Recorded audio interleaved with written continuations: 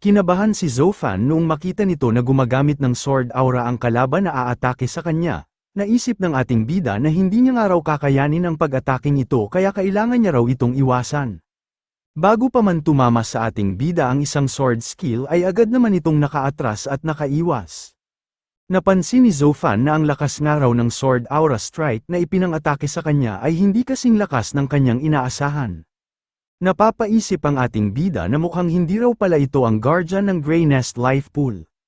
Inatake na ulit si Zofan nang dumating na kalaban, pero sa pagkakataong ito ay hindi na siya umatras, susubukan niya nga raw itong labanan para malaman niya kung sino ba talaga ito.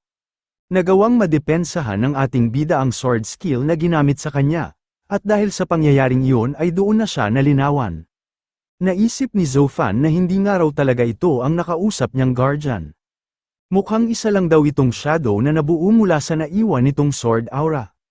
Ang lakas nga raw ng pag-atake nito ay halos kasing lakas lang ng isang advanced warlord. Naisip ni Zofan na talagang nakakahanga nga raw ang mga war god expert, napakahirap nga raw matansya ang hangganan ng kapangyarihan ng mga ito. Pero hindi pa rin daw may pagkakaila na isa lang itong shadow at hindi ito ang orihinal. Ang level nga lang daw ng shadow na ito ay parang kasing level lang ng isang intermediate Starfall warlord, kaya tiwala siya na magagawa niya itong matalo. Naisip ng ating bida na hindi naman daw pala ganoong kahirap ang ibinibigay na pagsubok para makapasok sa Grey Nest Life Pool gaya ng inaakala niya. Lumabas si Little Grey kaya napatanong si Zofan kung mayroon ba raw problema. Tinanong ito ng ating bida kung may panganib pa ba raw doon na hindi niya napapagtanto. Pinahiwatig ni Little Grey na tingnan daw ni Zofan ang lahat ng naroong stone pillars, at noong pagmasdan niya ito ng mabuti ay doon niya napagtanto na may mga marka rin ng sword marks na nagmula sa isang war god expert ang lahat ng stone pillars na natitira. Hanggang sa naintindihan na ni Zofan ang ibig ipahiwatig ni Little Grey, bawat isang araw stone pillars ay may katumbas na isang shadow. Naisip ni Zofan na siyam na sword shadow nga raw ang mga ito na nagmula sa isang warlord rank, at lahat daw ng mga ito ay kailangan niyang labanan ng magkakasabay. Sinabi ni Zofan sa mga lumabas na shadow na napayabang daw siya kanina ng pagsasalita, nakahanda nga raw siyang bawiin ang mga sinabi niya na hindi ito masyadong mahirap. Tumawad din ang ating bida sa mga lumabas na shadows kung maaari ba raw na 7 na lang ang labanan niya sa mga ito imbis na 9. Kinabahan si Zofan nang maglabas na ng sword aura ang bawat shadows. Wala na nga raw siyang matatakasan kaya wala na siyang magagawa kundi ibigay ang lahat ng kanyang makakaya para labanan ang mga ito. Nagsimula nang gumalaw ang 9 na shadows para atakihin ang ating bida. Kasing level man ng mga ito ng mga intermediate Starfall warlord pero ang lakas naman ng mga ito ay kasing lakas ng pag-atake ng mga advanced warlord rank. Kahit 9 na sword skill ang ibinato sa ating bida ay nagawa pa rin niyang makadepensa. Kailangan niya nga raw panatilihin ang paggamit sa sharpness skill ng kanyang Blade of Retribution para mapigilan ang pag-atake ng mga ito. Sa pagpapatuloy ng pagdepensa ni Zofan ay bigla itong nagtaka, bakit nga raw pakiramdam niya ay parang palakas na ng palakas ang mga ginagawang pag-atake ng 9 na shadows. Hanggang sa hindi na nga nadepensahan ng ating bida ang ilan sa mga sword skill na pinapakawalan sa kanya. Agad na tumakbo si Zofan noong mapagtanto nito na nasa alanganin na siyang sitwasyon. Kapag tumagal pa nga raw siya sa gitna ng mga ito ay baka doon na rin siya mamatay. Pagkalayo ng ating bida ay bigla itong nagtaka kung bakit hindi na siya sinundan at inatake ng 9 na shadows. Doon niya napagtanto na ang mga shadows raw pala na ito ay ang kailangan niyang kaharapin sa kanyang pagsubok para makapasok siya sa Grey Nest Life Pool. Ligtas nga raw siya ngayon sa kanyang kinatatayuan pero sa sandaling lumapit siya ulit sa mga ito ay kikilalanin ulit siya ng mga ito bilang isang challenger. Naisip din ni Zofan na kahit nga raw nasa level lang ng intermediate Starfall warlord ang 9 na kakaharapin niyang sword shadow, ay may karanasan sa pakikipaglaban pa rin ang mga ito ng isang war god realm expert. Sa lakas at dami nga raw ng mga ito ay hindi niya magagawang manalo kapag kinalaban niya ang mga ito ng sabay-sabay. Ipinagtataka rin ng ating bida ang mga combined attack na ginagamit ng mga shadows, habang dumadaan nga raw ang bawat segundo ay parang mas nadaragdagan ang lakas ng sword aura ng mga ito. Nakakakilabot nga raw kalaban ang mga ito dahil umaangat ang lakas nila ng 9 na beses kaysa sa orihinal ng mga itong kapangyarihan.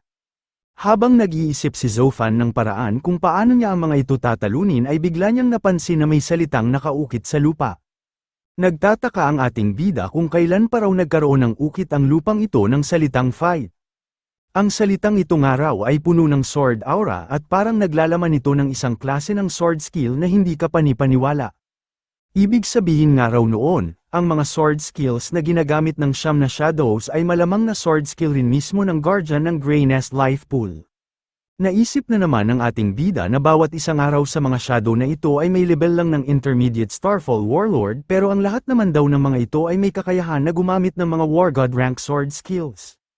May chance nga raw siyang manalo kung lalabanan niya ang mga ito ng isahan, pero kapag nilabanan niya nga raw ang mga ito ng sabay-sabay ay masisigurado niya na siya ang matatalo. Naisip ng ating bida na kaya raw pala nung bagong dating pa lang sila sa loob ng kuweba ay sinabihan na sila ng guardian na kailangan daw ay nasa level sila ng isang advanced Starfall Warrior para makapasa sa Grey Nest Life Pools Challenge. Totoo nga raw pala ang paalala nito sa kanila, pero hindi na nga raw siya maaaring umatras pa ngayon. Bigla namang nagparamdam ang War God system ni Zoufan dahil may nadedetect daw ito na isang unknown sword skill. Kaso nga lang daw ay kakaunti pa lang ang impormasyon na nakakalap nito. Pinapayuhan si Zoufan ng kanyang system na ipagpatuloy pa raw niya ang pagkuha ng impormasyon tungkol dito. Nagtaka ang ating bida kung ano raw ang ibig sabihin ng notification na natanggap niya sa kanyang War God system, ano nga raw ang tinutukoy nitong unknown sword skill.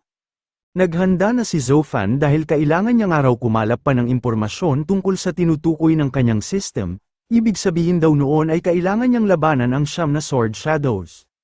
Gumalaw na ang ating bida papalapit sa mga sword shadows, wala na nga raw siyang pagpipilian sa sitwasyon niya ngayon kaya mas mabuti na rin na magtiwala na lang siya sa kanyang War God system. Nahirapan man kanina ang ating bida, pero nagbalik na ulit ito sa sakop ng pag-atake ng siyam na sword shadows, gagawin niya nga raw ang lahat ng makakaya niya para matalo niya ang mga ito. Napansin ni Ding Yiying na pawalang bisa na ang emergency medicine na ipinainom ni Zoufan sa nanghihinang si Zhu Liao. Dahil doon ay nagtanong si Ding Yiying sa guardian kung maaari ba raw siya nitong pahiramin ng kahit na anong healing potion. Pakikiusapan na niya lang daw ang kanyang teacher para maibalik niya rin agad ito.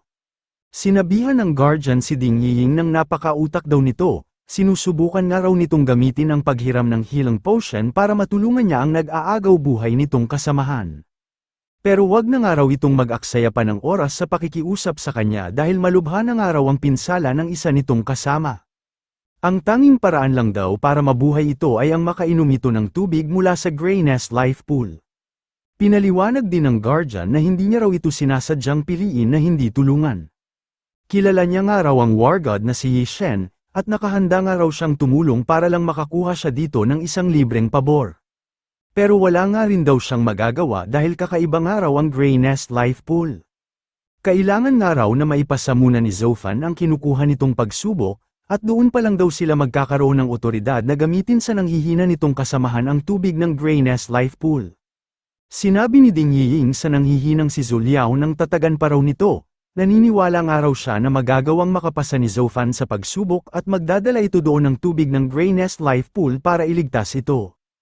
Habang naghihintay kung ano ang sasapitin ng mga magkakaibigan ay may biglang naramdaman ang guardian. Bago pa man makalapit sa kanila ang tao na kanyang naramdaman ay agad na niyang ginamit ang kanyang kapangyarihan. Pinagalaw nito ang posisyon kung nasaan si Ding Yiying at ang nanghihinang si Zhu Liao. Itinago niya ang dalawang ito sa likod ng pader at sinabi kay Ding Yiying na wag daw itong lalabas kung gusto pa nitong mabuhay. Hindi na rin nagtagal at nakarating na rin ang tao na naramdaman ng guardian ng Grey Nest Life Pool. Sinabihan ng guardian ang dumating na lalaki na dahil nga raw naroon na rin ito, bakit pa nga raw ito nagtatago sa kanya. Nagsalita ang dumating na lalaki at sinabi na nararapat nga lang daw ito para maging guardian ng Grey Nest Life Pool, hindi nga raw siya makapaniwala na napakadali lang siya nitong madidiskubre. Hindi naman nagustuhan ng guardian ang iniasta at pagbisita ng taong dumating sa kanyang teritoryo. Naglabas ang guardian ng malakas na kapangyarihan na tinatawag na the Battle Domain of the Sword. Humingi agad ng pasensya ang lalaking dumating sa kaharap niyang guardian, dapat nga raw ay hindi siya agad pumasok ng walang permiso, nagmakaawa rin ang lalaking ito sa guardian na sana raw ay kaawaan siya nito. Sinabihan ng guardian ang dumating na lalaki ng matalino nga raw ito, alam nga raw nitong tumigil kapag nalalagay na siya sa alanganin. Binalaan din ng guardian ang nagmamakaawang lalaki na wag nga raw nitong iisipin na napakadali lang nitong makakapasok doon nang dahil lang sa nakarating na ito sa level ng peak advanced warlord rank. Sinabi rin ng guardian na kung hindi nga lang daw sa teacher ng lalaking ito ay baka nabigyan na niya agad ito ng nararapat na parusa. Noong makita ng guardian na wala na ang angas ng dumating na lalaki ay tinanong na niya ito kung ano ba raw ang ipinunta nito doon. Sumagot ang lalaki na ang teacher niya raw ang mismong nagpapunta sa kanya doon, at ipinapatanong daw nito sa guardian kung tinatanggap na ba raw nito ang nauna niyang imbitasyon.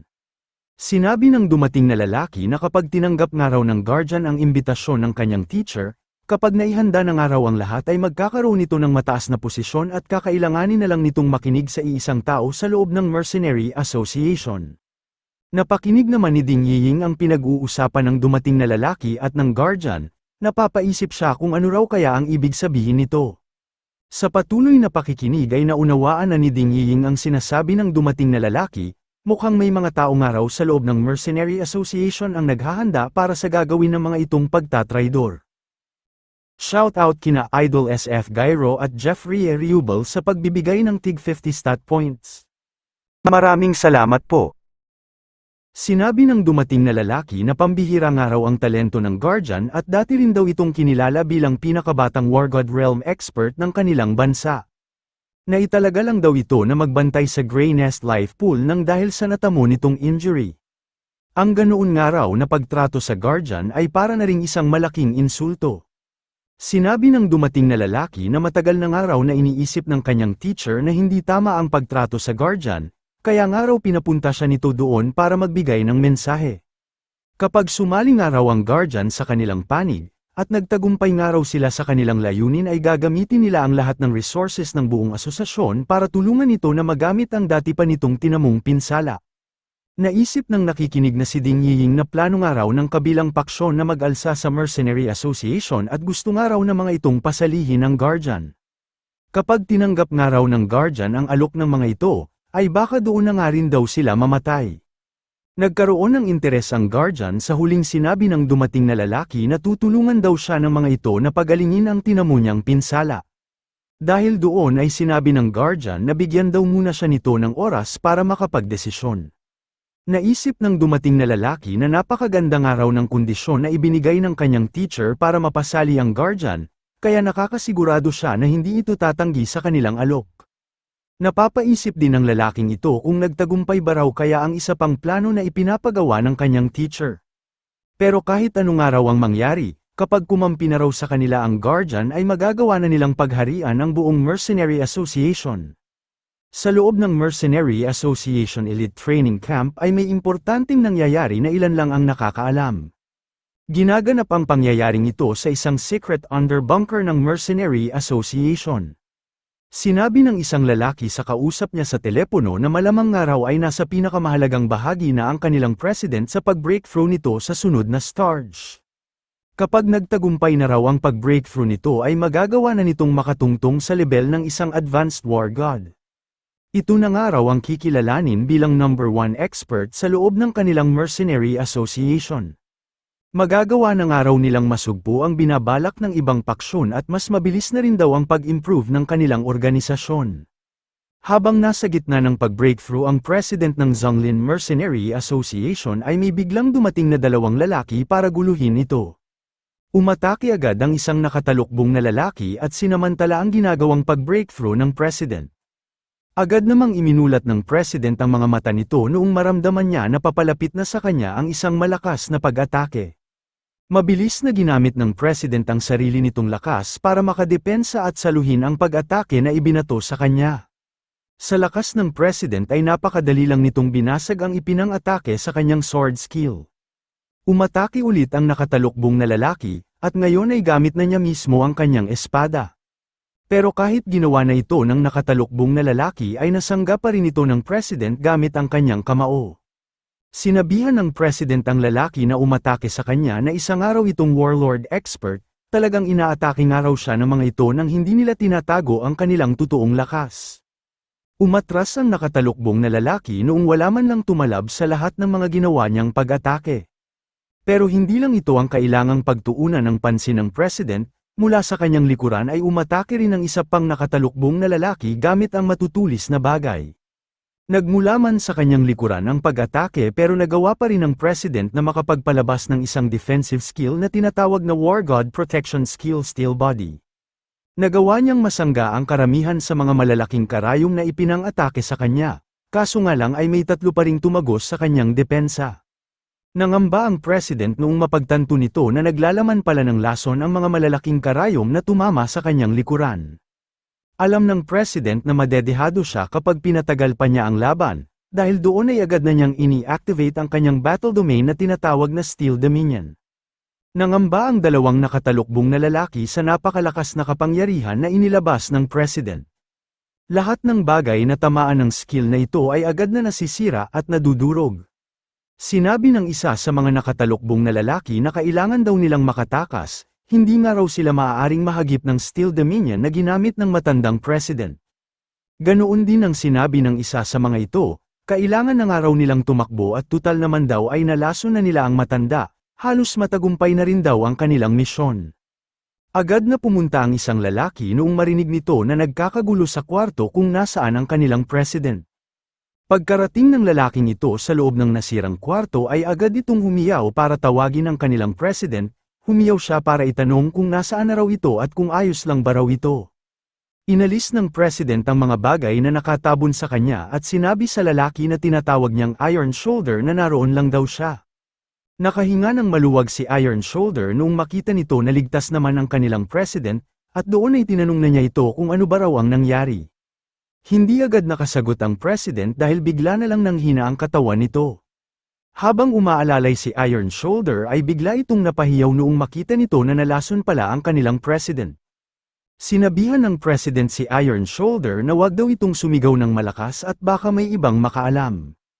Nag-ipon ang President ng kapangyarihan sa dulo ng 2 niyang daliri para gamitin ang kanyang skill na Steel Finger Technique. Noong mapindot niya ang isang bahagi ng kanyang braso ay doon na niya napigilan ang pagkalat ng lason sa kanyang katawan. Natuwa si Iron Shoulder dahil parang mas bumuti na ngayon ang kalagayan ng kanilang President. Namangha din siya dito, hindi niya nga raw akalain na magagawa nitong mapigilan ang ganoong kalakas na lason. Sinabi ng President na hindi raw karaniwan ang lason na ginamit sa kanya, kilala nga raw ang lason na ito sa tawag na The Purple Beast Miasma. Nagawa niya lang daw pigilan ang pagkalat nito pero hindi pa niya ito naaalis ng buo. Sinabi ng President kay Iron Shoulder na nagkamali raw sila ng pagkalkula, inakala nga raw niya na walang ibang tao ang makakaalam ng ginagawa niyang pag-breakthrough sa Advanced Warlord Realm. Kahit nga raw napakatago ng lugar ay nagawa pa rin siya ng mga itong mahanap, ibig sabihin daw noon ay nagbabalak ng mag-alsa ang nabuong paksyon na kinabibilangan ng ilan sa mga tauhan ng Mercenary Association. Nagalit si Iron Shoulder dahil nakakaisip pa nga raw mag-alsa ang iba, gayong napakaayos naman ng kasalukuyang pamamalakad. Nagtanong si Iron Shoulder sa kanilang President kung ano na raw ang gagawin nila, lalo na't nabawasan na ang kanilang fighting power nang dahil sa nalason nito. Sumagot naman ng President nang huwag daw itong mag-alala, kahit nga raw nalason siya ay hindi pa rin masisigurado ni Bukyofeng kung gaano katindi ang tinamo niyang pinsala. Malamang nga raw ay hindi pa ito gumalaw hanggang sa makakuha na ito ng sapat na impormasyon. Sinabi rin ng President na inasahan na raw niya na mangyayari ito kaya may mga nagawa siyang paghahanda. Sana nga lang daw ay gumaling agad siya bago pa man magsimulang umatake si Bukyofeng at ang paksyon na hawak nito. Inalalayan ni Iron Shoulder ang kanilang President para madala niya agad ito sa isang ligtas na lugar at nang maumpisahan na rin ang pagpapagaling nito. Magbabalik na ulit tayo sa kinakaharap na pagsubok ng ating bida. Patuloy pa rin ang pakikipaglaban ni Zofan sa Siyam na Shadow, wala man siyang natatalo sa mga ito pero isa lang ang pakay niya kaya niya ito ginagawa. Hanggang sa nagbunga na nga ang ginagawa ng ating bida, nakatanggap ito ng notification sa kanyang War God system na sapat na raw ang nakuha niyang impormasyon. Nakadiskubre nga raw siya ng isang battle sword technique na nasa War God rank. Gumagamit nga raw ito ng sword aura kaya mababawasan daw ang halaga ng stat points na kakailanganin para matutunan niya ito. Tinatanong ng War God system ang ating bida kung gusto ba raw nitong gumamit ng 50 stat points para may activate ang nadiskubre nitong technique. Natuwa si Zofan dahil isang araw pala itong battle sword technique na nasa War God rank. Sinabi niya sa kanyang system na bakit pa nga raw siya nito tinatanong, gayong napakaganda na ng sword skill na ito. Hindi na nag-aksaya pa ng oras ang ating bida at agad nang sinabi sa kanyang system na i-activate na niya raw ito. Mabilis na nabawasan ng 50 stat points ang unassigned stat points ni Zofan pero agad din namang lumabas ang beginner skill niya na battle sword technique. Sinubukan agad ng ating bida ang bago niyang natutunang skill. Noong ginamit na niya ang battle sword technique ay doon na niya naintindihan ang nilalaman nito. Ang beginner move nga raw pala ng sword skill na ito ay katumbas ng dalawa niyang pag-atake gamit ang kanyang espada, at mas lumakas pa raw ang damage nito ng makailang ulit. Noong inatake ulit si Zofan ng mga shadows ay madali na lang nitong nasira ang mga sword skills na pinakawalan ng mga ito. Agad na lumapit ang ating bida sa isa sa mga shadows para subukan ang sunod niyang pag-atake. Sa pagkakataong ito ay isinabay na niya ang kanyang skill na intersecting blade dance sa kanyang battle sword technique. Mabilis na nawasak ang katawan ng shadow dahil sa halos doble ang natanggap nitong pag-atake sa ginamit na sword skill ng ating bida. Tumilapon si Zofan patungo sa isang pader noong bigla na lang sumabog ng malakas ang inatake niyang shadow. Kahit nasaktan na ito ay nagawa pa rin itong matuwa, natutuwa siya dahil nagawa na nga raw niyang makatalo ng isang shadow gamit ang bago niyang natutunan na battle sword technique. Naramdaman naman agad ng guardian ang pagkawala ng isa sa kanyang mga shadow. Hindi siya makapaniwala na magagawa ito ng ating bida dahil isa nga lang daw itong intermediate Starfall Warlord, at ang pinakamahirap na pagsubok pa raw ang kinakaharap nito.